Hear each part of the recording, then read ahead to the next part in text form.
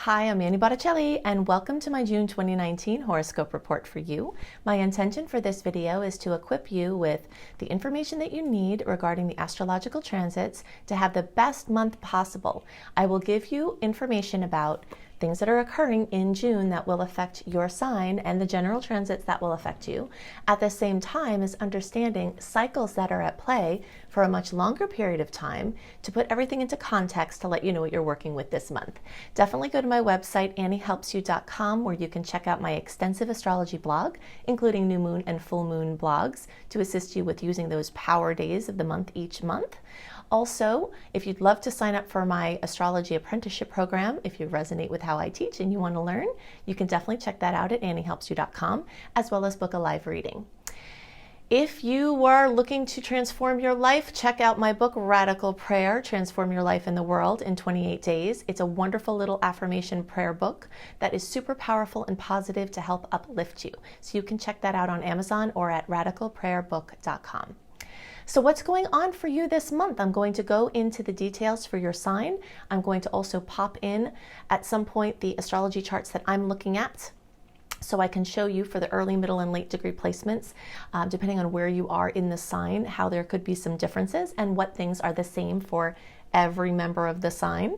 And also we'll talk about the general transits that will absolutely be affecting you and how you can best use those energies. So let's see what's going on for your sign now.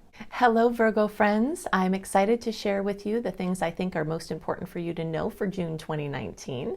We've got a very exciting month full of dramatic changes, complements of the eclipses. Uranus moving into Taurus recently has brought a lot of surprises for all signs, and that energy is going to also be continuing at the same time as we have this eclipse energy closing in. So the eclipses are in July. The first one is July 2nd, the second one is July 16th, but we really have to talk about them now because you can start seeing the storylines of the eclipses come right into your face in a really big way, even starting in May. So June is going to be covered with eclipse-related manifestations. But there are some other things I'd like to discuss as well, and we will go into details about where all early, middle, and late degree Virgo placements will experience these eclipses and what you can expect from that.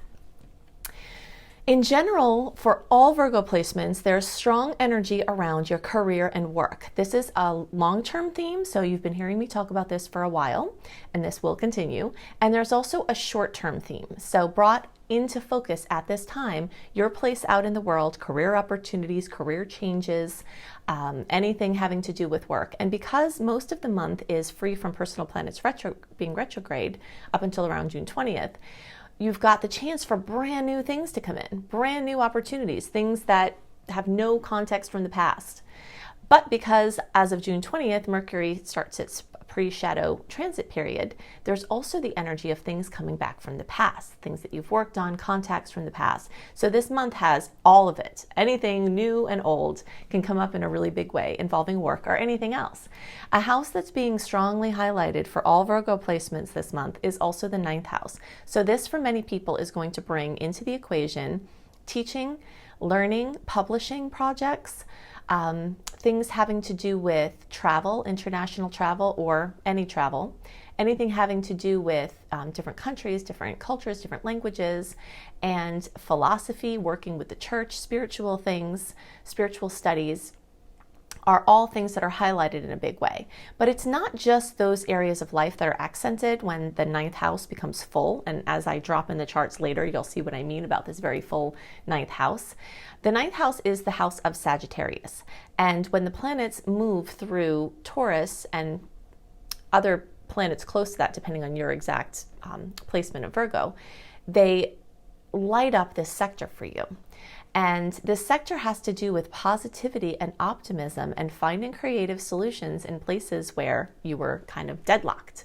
So if you've been at a crossroads or at, feeling stuck or at a standstill, this energy can bring inventive solutions that you might not have been thinking about. So the thing to keep in mind when this is happening is Einstein said the problems can't be solved by the same line of thinking that they were created. So this 9th house is one of those areas of the chart that really commands a greater viewpoint. So if you can look at your problem like you're looking at it from a mountaintop view, then some solutions that were not apparent from being in it can really pop up. So look for that to be relevant for you at this time. Okay, so the 10th house of work, career, your place out in the world, all the things in the 9th house. There are some other houses that are going to come up strong, but some of those are shifted a little bit depending on your early, middle, or late degree placement. So I'm going to get into that more when we look at the charts. I want to go very deep into these eclipse possibilities, the eclipse storylines, give you information about when these eclipses happened last, what years that you can kind of look back to and say, okay, the changes that happened in those years, those are similar to the kind of things that may be coming up this period of time. So I'm going to give you an eclipse tutorial, then we'll drop the charts in and I'll show you the things that I discussed and some other things, details on the chart, plus where the early, middle, and late degree placements will experience the eclipse energies and what you can expect from that as far as the dramatic changes. In general, I'm calling the theme of the month for Virgos, time to make that big decision. And because there are planets moving into Gemini, it's going to put pressure on your Virgo placement, and that pressure often has to do with making a decision or doing something important. So you've got some sweet energies from planets moving through water that are going to flow with your placement, your Virgo placements, and then you still have some lingering Taurus energy that's going to just give kisses to your Virgo placements. But a lot of energy is going to be in Gemini, so this is going to put the pressure on to make big decisions, and that coupled with the eclipse energies and Uranus asking for these big changes, this could be a huge month with just major transformation, and all eclipse season really can be full of having to make these big choices. And some of the changes that come may be completely out of your control. But there are certain things in your chart that's making me think that a lot of Virgos are going to have to make some big decisions at this time. So let's look at the eclipse tutorial and then look at the charts. So I want to give you a little eclipse tutorial, and that will help you to better use the energy that we're going to talk about specifically for your sign as to where the eclipses are hitting. But general understandings of what you do with eclipse energy, how it manifests. I also want to talk about this particular eclipse cycle, the Cancer Capricorn eclipse cycle, and give you a framework for when it's happened before and what kind of things you can expect based on what happened at those times, okay? So, solar eclipses tend to bring in new energy, new opportunities, new directions. There's a solar eclipse on July 2nd, and that's going to be at 10 degrees of Cancer. We'll go into the details about where that's looking for house placement soon, but just in general, it's in the energy of Cancer. Okay, so new beginnings in that energy. The lunar eclipse is happening on July 16th at 24 degrees of Capricorn. Okay, so lunar eclipses tend to bring something to a culmination, like it's been building, and well, now it's arrived, or it can end something, remove something, eclipse something out. So the eclipse energies at the times that the eclipses are strongest, well, because we're in an eclipse cycle for a couple of years at a time. So for instance, from this eclipse cycle, Cancer Capricorn started mid-2018 and runs through mid-2020. So anytime from mid-2018 to mid-2020, anything can happen that's eclipse related. You can have eclipse news nowhere near an eclipse time because there's a storyline that's at play and it's acting in your life. Okay, so you'll see it's a theme that takes place over that time. But when it's eclipse time, the month of the eclipses and the 4 to 6 weeks before and after, so over a course of several months at a time, it's more likely that something will bring this eclipse storyline that's kind of running in the backdrop out into the front in a big dramatic way, in a big notable way, with things that were pending or discussed coming to fruition or coming up to be dealt with. Okay, so now we have that time. So July is the eclipse time, but we can start really getting like heated up hot eclipse energies middle May. And that can also run through, mid-September is like this major eclipse season. So as we're getting closer to July, news is more likely to come in and things will come to a head. Okay, so that's the first thing to know. The second thing to know is that think back to like 2009 to 2011 and think back to 2000 in 2001, because those were the last times that we had the Cancer Capricorn eclipse cycle. So you can think about the themes that have been going on since mid-2018. Think about what happened 2009, 2011. Think about what happened in 2000, 2001. And those are the kind of themes that are likely to come up again. Now, I know I'm going to get this question, so I'm just going to address this here. Yes, we did have the credit, housing, financial debacle of the century in that time frame of 2008, 2009, 2010, like around there. There was quite a lot of strife in a lot of sectors, and many people had dramatic losses of house, home, work, things like that. So is it possible that those energies are going to come back in again? Yes, absolutely. Is it going to manifest that same exact way? Probably not, because there were other factors going on in the world that contributed to what that looked like. And there were different factors at play that created that bubble that then popped, than are at play now. But definitely storylines similar to that. If you think back and you were moving house or having things involving housing or moving or home or work or expanding work or family and like all of that, those kind of things are going to definitely be current. And the other themes that occurred that aren't related to those areas of life are very likely going to come back into the forefront, and those are going to be dependent on the sign, which we're going to go into more details about. But I just wanted to give you this storyline, like, okay, this principle of energy not ever disappearing or being made new, that there's this finite amount of energy, but it's changed around, it just changes form, is very evident at eclipse time, because something is removed and something is put in. And sometimes you get the new thing put in before the other thing is removed. Sometimes they happen at the same time. Sometimes there's, staggering where you like have the thing taken, there's this gaping hole and you're like, where's the thing to fill the energy? It hasn't come in yet. It takes a little time. The way I commonly see this as like a really good eclipse example is like a child is about to be born and then a grandparent passes away, So like in that same amount of time, this representative of family energy dissolves into another form, takes the form of a kid, and it's like, okay, so now this energy is present in that form. So that specific example will happen in a lot of cases, but there's so much more to it than that. So, just be on the lookout for the things that want to fall away, and the degree to which we can let those things transition away are going to affect how we can embrace the new things. One thing that I do recommend that you look into is a homeopathic remedy called gelsemium, Gelsemium. Okay, I'm not a doctor. You don't have to have a license to, work with these. You can find it on Amazon or at a health food store. Gelsemium is a homeopathic remedy that is traditionally used for stage fright, but it's also used from a more, if you're looking at the energies of the components, it's more having to do with showing up for the things that are expected from you and showing up for the things that are unavoidable. So even like midwives will give this remedy at childbirth when the woman is showing up for like the big show, So just think about the gelsemium and look into that, because it could help those things that are happening, just to kind of release the fear around stepping into your new life that wants to show up. Okay, so let's look at where in the chart these changes are likely to occur. Okay, so a lot of the information we talk about is going to be relevant for all early, middle, and late degree Virgo placements, but there are going to be places where it's different depending on your placement. So let's get established right now if you are an early, middle, or late degree placement. In each sign, there are 30 degrees. 30 degrees is divided into 3, and there are 3 segments. Okay, so the first 10 degrees, 0 to 9 degrees, are basically August born, are the early degree Virgos. September 1st through 10th around, or 10 to 19 degrees, are the middle degree.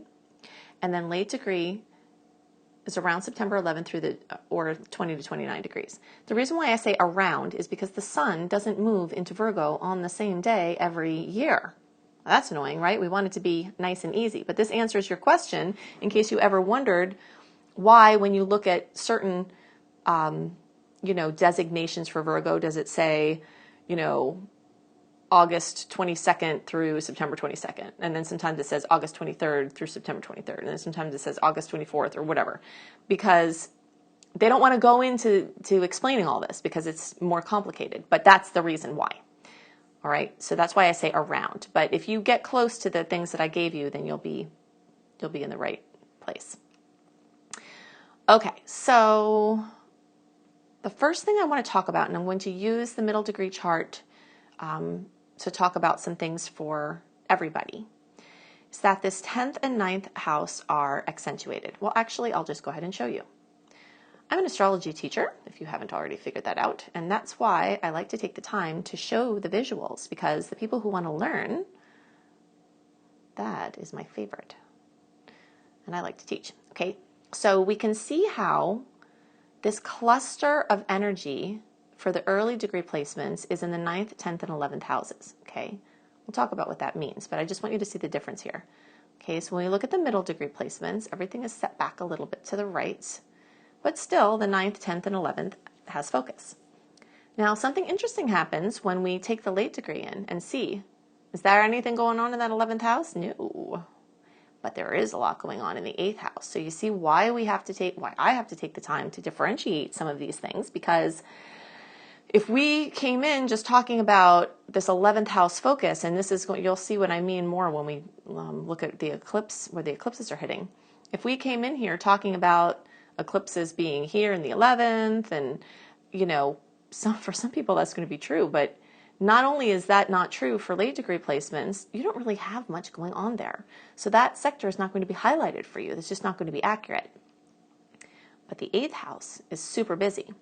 So if we don't talk about some of the themes there, then you'll be missing important placements or understandings. I am a late degree placement myself, which is how I figured this out when I would start to look at charts and I would say, hey, the things that people are saying aren't true for me. I wonder why. And then I figured it out. So now I'm telling you. Okay, so, but what we can say for everybody, and this is the place where everything is, all early, middle, and late degree placements are the same, is that the 9th and 10th houses are going to have activity. So 10th house has to do with work. We talked about that. The 9th house has to do with the teaching and learning and traveling and all that stuff, which we talked about. But the other thing I want to show you here is just the mathematics behind the experience. Okay, we're using the middle degree chart, but this is true for all of y'all. When planets are in Cancer, they make a 1, 2, there's 2 signs apart, so that's 30 degrees per sign, so 60-degree angle to your Virgo placement. 60 degrees is a positive, happy angle. Sometimes it means that you have to do something with it. It's like I always call it the ingredients on a counter transit, because the pie is not going to make itself, basically. And so you might have the ingredients for a yummy pie at this time with those placements, but you might have to do something with it. All right, the other factors here, we've got a lot of energy in Taurus. That's making trines with your Virgo placements, and this is happening over time because each of these things are moving at different paces. So there are short-term and long-term kisses that are coming from the Taurus placements. So you'll feel that. There's a smoothness, there's a flow with it. What we got to watch, and this is, a topic of discussion, is these planets in Gemini, because this here, Venus is going to get there, and this is a big theme. So these are 1, 2, 3 signs away. There's 30 degrees in each sign, so 90 degrees because you're 3 signs away. Those are squares. Those are challenging angles. They're pressure. I call them the diamond-making angles. Diamonds don't get made so sparkly by just laying around having a good, easy time of it. They have so much pressure that compresses to make them. So when you have these squares, it's pressure to do something. And in this case, I get the feeling for many of you, this is going to be about making decisions. That's why I'm calling the theme of that. So you might have to do some important things. A lot of people, it's going to be about work. A lot of people, it's going to be about travel or study or philosophy in general, belief systems. And some of you, this is going to have to do with, are you working with the belief systems that are helping you to create what you want? Because something that's really true and really easy about life on Earth is that when you look at your life, you can tell what you believe. Deep unconscious patterns that you have from genetic memory, from nature that you were born with, from nurture that was imprinted in you. There are all of these beliefs, and our beliefs create our reality. So it's like I call it in the brain, but it's really in the body brain. But it like gets cast out from our third eye to create our experience around us like a projector. And those belief systems get projected out in the third eye like that, projected out in the form of our lives. So if you think consciously, you believe that there's plenty of money, the universe gives you money, you can have the job you want, etc. You believe that. That's maybe with your conscious belief. If you don't have those things, or you're not feeling like you've made headway and like it's about to manifest, there's a belief in there somewhere, and you have to locate it. And that could be part of what the decision, process is how you're going to release the beliefs that are not helping you create the things that you want.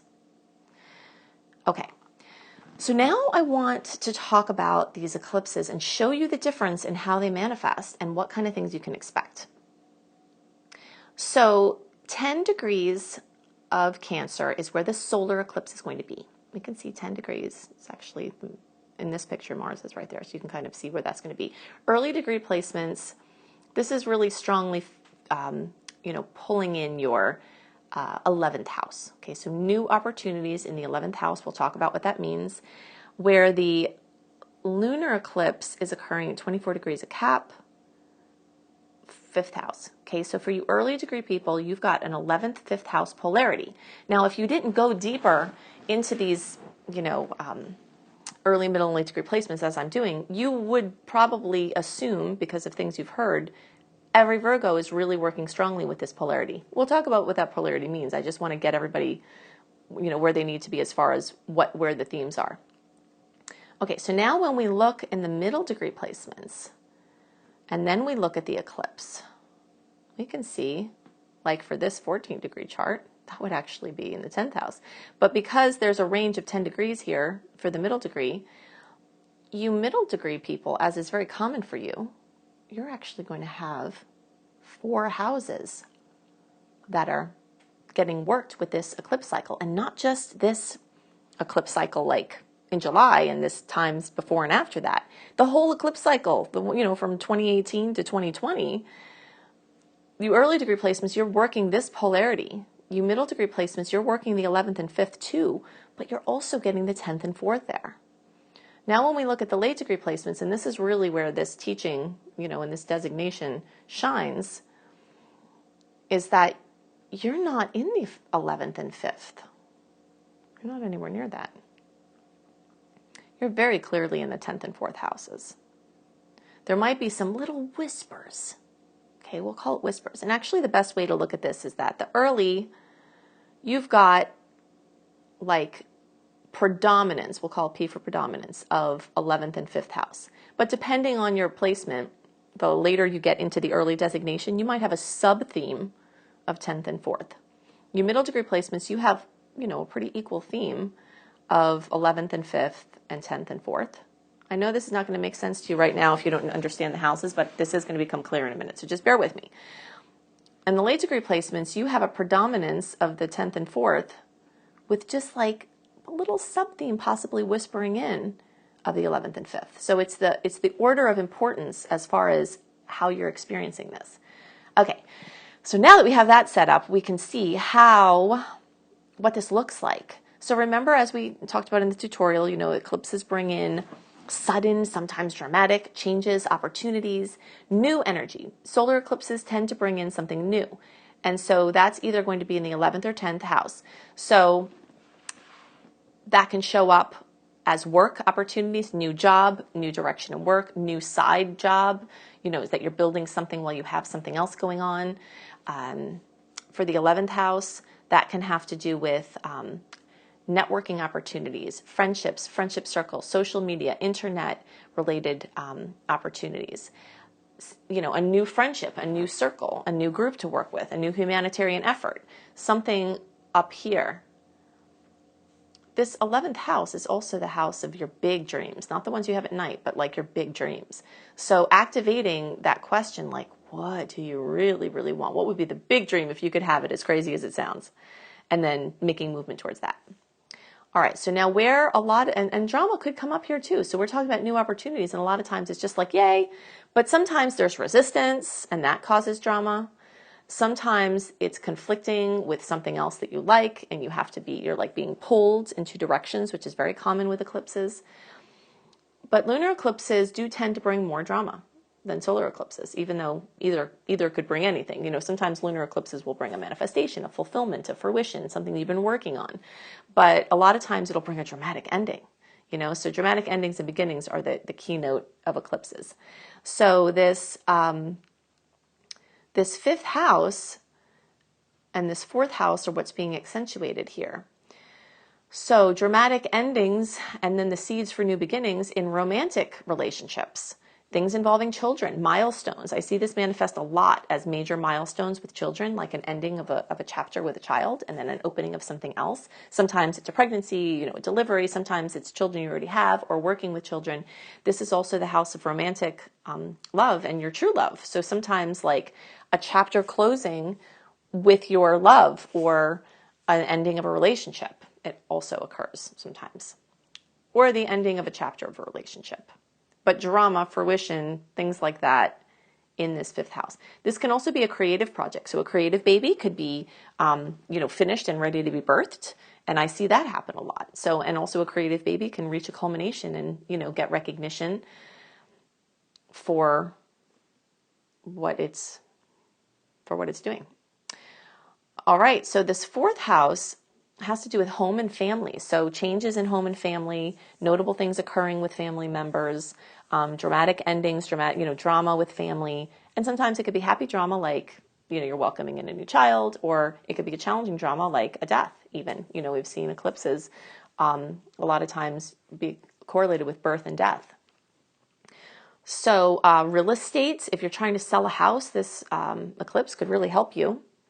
And I'm putting this on the radar for all of you. So all of this could be relevant for any of you, but just to the ratios that we talked about before. So selling a house, a lot of times with the eclipse cycle of 10 to 4, a new work opportunity comes so that you have to move, or that you want to move so you get a new job, or something like that. A lot of shuffling around. Another theme that happens with the 11th and 5th house polarity has to do with the shifting and shuffling around of things that are for the greater good and for the group, and things that are yours, like your own passions. So during this eclipse cycle, there's this movement around from what you need, what the group needs, what's good for you, what's good for the group, your passions, you within a group, you as an individual. Those things are coming up in a big way. So you'll see those themes carrying over. Okay. So those are the things that I most have on my mind for Virgos. Now I want to show you some more information about, or talk about, the general transits, some dates to watch, my favorite dates of the month for doing important things, and some other ones to look out for. I'm calling the theme of the month for all signs for June 2019, dramatic eclipse news and changes. Twice a year we have eclipses, and at that time, radical changes, massive trajectory shifts, major endings, brilliant new beginnings are all more prominent as an experience for us. We are moving along an eclipse cycle of the Cancer Capricorn cycle. So I'm going to go into a lot more details about how that can affect you from the general standpoint. Of course, I've already gone into extensive detail for your sign. In general, this month is full of opportunities to continue moving projects along. The open window that we have that's free and clear from personal planet retrogrades extends until around June 20th. So starting around then, Mercury retrograde pre-shadow period will start making its way deeper and deeper and deeper until the actual retrograde at the beginning of July, and Mercury will be retrograde all of July. So in July, we have 2 eclipses and Mercury retrograde, but in June, we are feeling the effects of Mercury about to go retrograde and the eclipses that haven't happened yet. So every once in a while, I'll have somebody say, why are you talking about this now? That sounds like it should be for July. But as I've just explained to you, the manifestations of astrological transits are not as black and white as they may be presented out of simplicity. But I like to go into the yummy details because these are the things that really, really, really start to help you build your astrological understanding and to use these energies in the best way. Okay, so Mercury retrograde is a time when lots of changes come. Plans that we made often change, shift, or are called into question. Sometimes they actually work out, but there's usually this heavy energy of being called into question. So June may be a time for planning and pulling things through, especially the first 3 weeks. But there's also going to be this tone towards the end of the month, especially that things that seem like they were set may start to, you're just not sure if they're going to happen. So there's that energy. Plus, coupled with that, eclipses bring big news. So you could be planning on doing this, and then all of a sudden eclipse news comes in, and guess what? You're not doing that. That's totally changed. So I always recommend to leave things as flexible as possible and just to be open to the changes that may come. And when you're making agreements and arrangements, just make them knowing that there's a chance they're going to change, because that will help you to have the appropriate relationship with what it is you're working with. In general, this month, these planets in Gemini, lots of energy in Gemini, is bringing crazy busyness and dizzying, just kind of options swirling around. Some things will be manifesting as like options gelling, like, okay, there's this and this and this actually happening. But other things will be like, do I do this? Do I do this? Do I do this? Do I do this? Is like a typical Gemini energy. At the same time, Cancer energies are going to be just as strong this month as the Gemini energies and have equal weight. And those are more emotional, nostalgic. So definitely expect high emotion, both from the Cancer energies and the eclipses. Nostalgia, home and family and housing topics get brought right into the forefront. And this is for every sign, because the energy of Cancer is prominent for every sign. These 2 July eclipses that are bringing in these changes, we discussed them quite a lot for your individual sign, but I want to talk about some of the general transit energies. So that has to do with the Cancer Capricorn cycle that started mid-2018 and will go into mid-2020. And so everyone can expect major changes in the areas of home and work, male and female energies, mother and father energies, mother and father responsibilities and roles, our inner world versus our outer world, our emotional space versus our outer space, our childhood versus our adult picture. Those are themes that are going to be brought up into focus for all signs, regardless of what house it's falling into for your specific sign. This general theme, or these general themes, are things that you can expect for the whole time. So as we discussed, there's a quite extended timeline for these eclipses. So between May and even August into September is eclipse season. So radical changes occurring during that time, or during that whole time. So there's an equal amount of positive aspects and challenging aspects this month. And because of that, it's really your attitude, perspective, and inner work that can change, like can tip the scales as to how you experience this month. Okay, so with all things being equal, like, oh, dicey, oh, great. If you're riding the line, how you're seeing things and how you use the things that come in are going to really change how you experience this month. So you have a lot of power in your hands, but it is going to take some work on your part to try to frame the things that are occurring to stay on the positive side. Because if you slip into the victim mode and feel like life is happening to you, it's going to be a lot more difficult to get the gold from this month. I'm going to hit a couple of highlights about some specific dates to note. And if you would like a more detailed written explanation of the dates that have notable transits and what the transits are and what you can expect with that, definitely sign up for my free email newsletter at anniehelpsyou.com. When you sign up for my free email newsletter, you get this general transit overview a month early, written in your inbox, so that you can use it for planning purposes and see what days are more stressful and what days are, lighter. I used to go into like a lot of detail about all of these, but I've had many requests to try to shorten my videos, which are already super long and detailed. So in order to reach that objective, definitely sign up for my free email newsletter. I don't send out a ton of email newsletters because I don't like how that feels to get it. So when you sign up for my newsletter, know that you will be treasured and honored and respected. So I'm going to go into, let's see, a few here. June 2nd, like really actually the first several days of the month are my favorite days of the month to do anything important.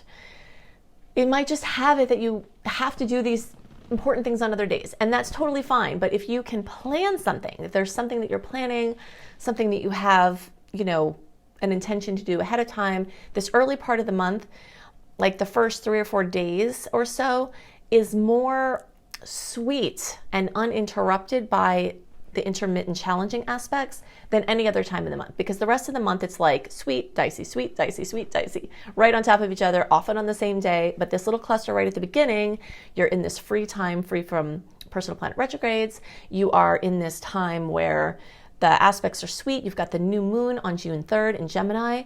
This is a month where a lot of travel opportunities are going to abound because Gemini energy is prominent. New moon in Gemini and full moon in Sagittarius are all things that tend to bring travel and opportunities for expansion and moving around.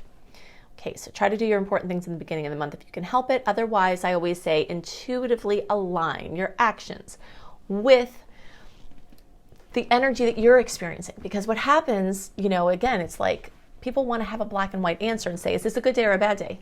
The answer is, we don't know, okay? Because it depends on how you experience it. A lot of these aspects you can feel, even though they're happening on one day, you can feel them a few up to, you know, 5 or a week or longer before they happen. So they're mixing energies, just like mixing flavors of you know, in a meal. And they fade in and fade out. So you have to tune in, and if you have to do something, you kind of feel that internal sense of timing and that divine synchronicity lining up in front of you and say, okay, and now, you know, it's just like catching a wave. If you've ever been surfing, it's like you have to wait for that exact second. And if you hit it just right, then you coast and have an amazing ride. But that's what we're trying to do. So no astrologer and no horoscope in the world is going to be able to give you all of the answers that you need. You need to tune in, given the information that you're given, and find your own way according to how energy is moving through you, because there could be a transit on a day that's amazing, and in your personal chart, which we can't see from the general chart perspective, you could be having a challenging lineup. So, you know, you just have to follow your flow. Okay, so beginning of the month, awesome. New moon on June 3rd, time to make your new moon wishes. And I have a blog about the new moons and the full moons on my website to help you best use those days. So if you want to see how you can best use your new moon and Gemini wishes, you can do a search for new moon and Gemini Annie. I think if you even just do that on any search, it will come up. That blog will come up. Okay, so we have a lot of stressful aspects this month, oppositions and squares, which are putting pressure on a situation. Okay, so for some people, this could be crunch time to make something happen. For some people, this could be an interference with plans that were made or an interference with certainty that you had. Also, it could be overstimulation and overdoing and overcommitting. So just be really careful there. There are going to be a lot of forces that are working against, you know, encouraging you to overdo at the same time as working against you if you actually do that. Okay, in the middle of the month, this Jupiter square Neptune, that we had this happen in January. We're going to have this happen again in September. In general, this is a time where the odds are more in favor of a disappointment now than a triumph. If you're not, again, listening to this, the best way to describe it is it's your inner limits, finding and setting your inner limits, because Jupiter's expansive energy just wants to go, whoo, expand, expand, expand, expand.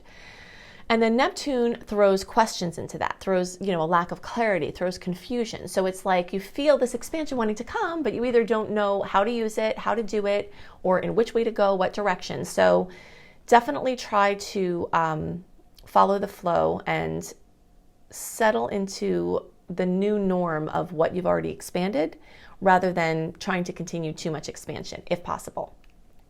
This full moon in Sagittarius at almost 26 degrees on June 17th will bring fullness, completion, fruition to all things Sagittarius. So anything involving teaching, learning, international travel or business, different countries, different cultures, different languages, spiritual pursuits, anything involving the church, if you're, you know, whether it's a specific church or just spirituality in general. And a lot of trips or information about trips or gelling of trips could come at this time, or education opportunities.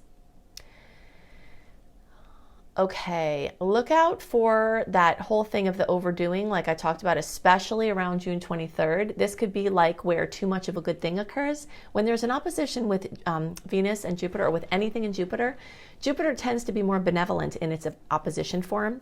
So this is something that could be just like too much of a good thing. So, you know, overdoing, try to guard your immune system. And if you're watching your money, then be extra careful right now, because your drive to splurge will definitely be more. So if you're on a budget, be careful of the elated energies that could occur at this time, because you could go on a spending frenzy and it could take you off track. Okay, so in general, those are the things that I most wanted to talk about. There are lots more details, as I discussed, but in order to try to keep this brief and focused, I've just hit some of the highlights. So definitely go to AnnieHelpsYou.com. If you'd like to book a live reading, you can do that there. You can also book a reading with my apprentice, Marilee. And Marilee is amazing. So you can see more about how to connect with her on my readings page at AnnieHelpsYou.com. You can check out my extensive blog. If you'd love to have written horoscopes from me, you can go to cozybysweetstarlight.com. And I do written horoscopes a month ahead, sometimes talking about different things than we talk about in the video. So you get a more extensive view and a written version there, plus lifestyle blogs. And definitely check out my book, Radical Prayer, Transform Your Life in the World in 28 Days. You can see that on Amazon, and you can buy that internationally. It's also can be available and ordered, either if they're not already, at booksellers across the world, or you can see it at radicalprayerbook.com. So I hope you have a wonderful month. I hope the eclipses bring you good news and lots of chances for wonderful transformation, and I'll see you next month. Bye.